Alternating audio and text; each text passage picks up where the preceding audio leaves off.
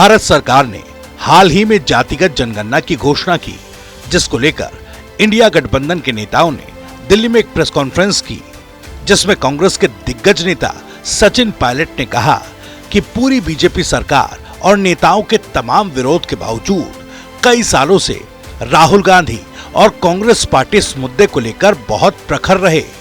सचिन पायलट ने इस मामले पर बोलते हुए बीजेपी पर भी तंज कस दिया। दरअसल पायलट ने याद दिलाया कि बीजेपी के एक बहुत बड़े नेता का बयान आया था, जिसमें उन्होंने कहा था कि बटोगे तो कटोगे।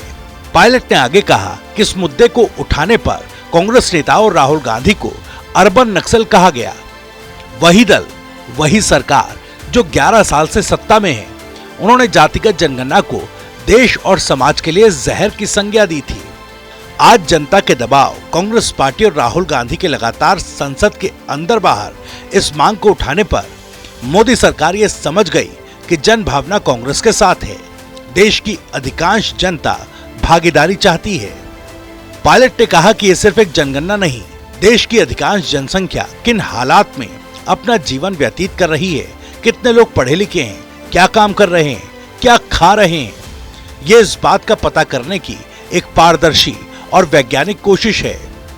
केंद्र और राज्य सरकारों के बजट का आवंटन, नीति निर्माण, सहयोग और समर्थन देना जैसे फैसले अभी सिर्फ अंदाजे के बल पर लिए जाते थे।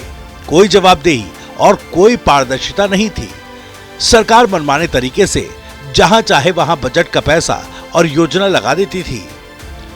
अब वो ऐसा नहीं कर पाएगी। सचिन पायलट ने आगे कहा कि मैं मानता हूं कि राहुल गांधी जी, कांग्रेस पार्टी, इंडिया गठबंधन के नेताओं और जनता का सम्मिलित दबाव था, जिस कारण प्रधानमंत्री को अपने पैर पीछे खींचने पड़े। हम चाहते हैं कि बिना समय खोए सरकार ये घोषणा करे कि कितने समय में जातिगत जनगणना पूरी होगी और क्या मापदंड तय किए जाएंगे। उन्होंने कहा कि राहुल गांधी जी कहते हैं कि एक एक्सरे होना चाहिए, उसके बाद ही हम सही तरीके से भागीदारी सुनिश्चित कर सकते हैं। इसी मूल मुद्दे पर कांग्रेस कार्य समिति की बैठक लगभग 2 घंटे चली, जिसमें सामाजिक न्याय को लेकर सर्वसम्मति से प्रस्ताव पारित हुआ।